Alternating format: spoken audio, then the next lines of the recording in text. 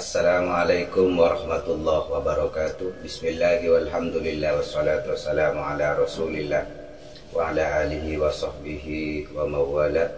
Qala rabbi shrah li sadri wa yassir li amri wahlul 'uqdatam min lisani yafqahu qawli, amma ba'du.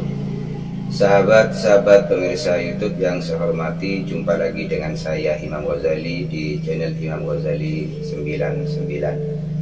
Sahabat-sahabat pemirsa, kali ini saya akan menyampaikan sebuah doa, di mana doa ini adalah terdapat dalam kitab Al-Adhkar karangan dari Imam Nawawi, sehingga amalan ini memang langsung dari Rasulullah Sallallahu Alaihi Wasallam.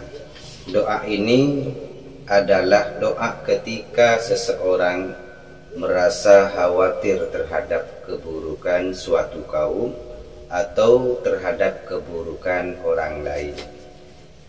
Di dalam kitab ini dijelaskan Abu Musa al-Asy'ari dalam kitab Sunan Abu Daud dan An-Nasai, beliau menyampaikan ketika merasa khawatir terhadap keburukan suatu kaum atau seseorang, maka Rasulullah Shallallahu Alaihi Wasallam membaca doa ini.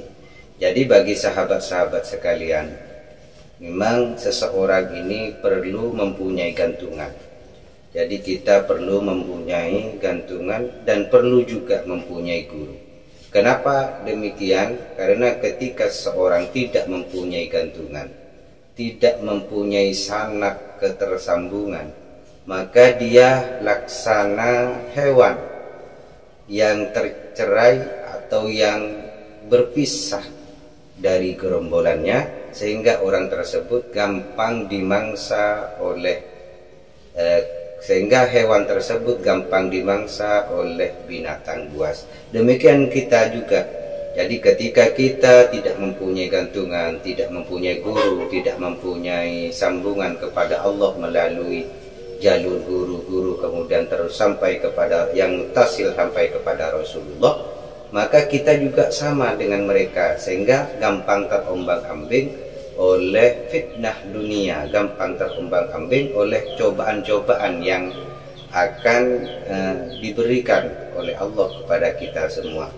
Maka dari itu, sahabat-sahabat pemirsa yang saya hormati, ketika kita sudah mempunyai amalan atau doa yang berkaitan dengan apa yang seharusnya kita panjatkan kepada Allah, ketika sudah jelas dari mana datangnya doa itu, maka tidak perlu khawatir, karena setiap orang yang memanjatkan doa itu juga ketika doanya sama, ini akan ada saling ketertautan. Jadi misalkan saya berdoa Allahumma ya Allah, kemudian guru saya juga berdoa Allahumma ya Allah, maka ketersambungan ini laksana tasbih. Jadi tasbih itu ada 100 biji, ada 99 biji, terus kemudian satu yang menjadi pengikat bagi yang lain. Jadi itu gambarannya apa? Ketika satu bergerak, maka yang lain bergerak. Itulah pentingnya kita itu mempunyai sanad, mempunyai ketersambungan, mempunyai mujazi yang jelas.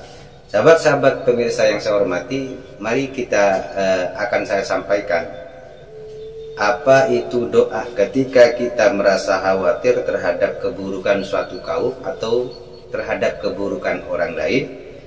Ini merupakan hadis yang ke-328 dalam kitab Al-Adhkar.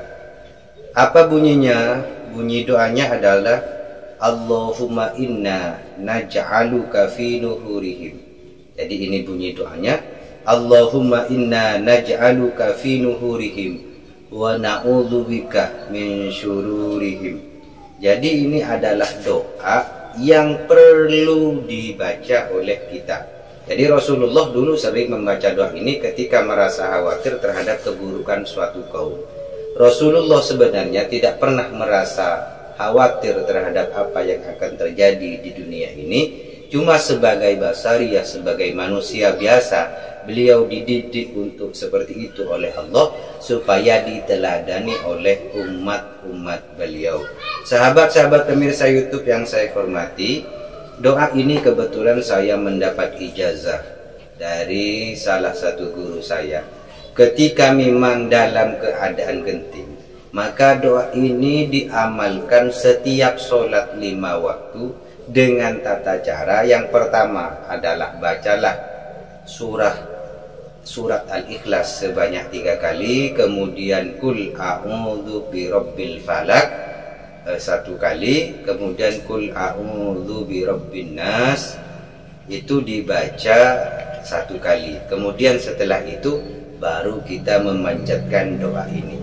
Insya Allah dengan tata cara yang seperti tadi, apapun gangguan, apapun ancaman, apapun yang akan orang lain lakukan kepada kita, biiznillah, dengan izin Allah, baik serangan zahir maupun serangan batin, kita akan diselamatkan oleh Allah Subhanahu wa Ta'ala.